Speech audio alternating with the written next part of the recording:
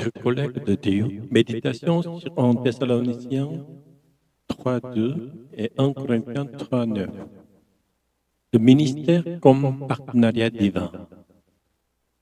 Nous envoyons Timothée, notre frère ministre de Dieu dans l'évangile de Christ, pour vous affermir et vous exhorter au sujet de votre foi.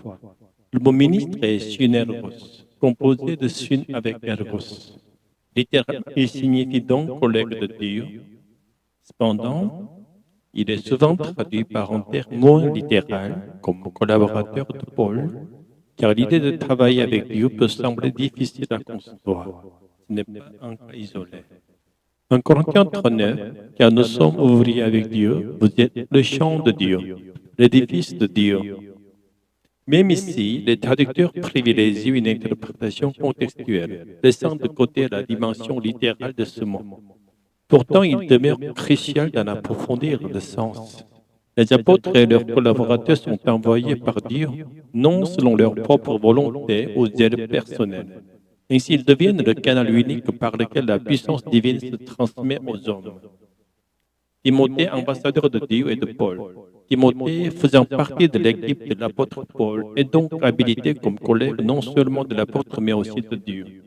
Il peut être considéré comme un ambassadeur divin portant la parole qui n'est pas humaine, mais le passage par lequel la puissance de Dieu se manifeste.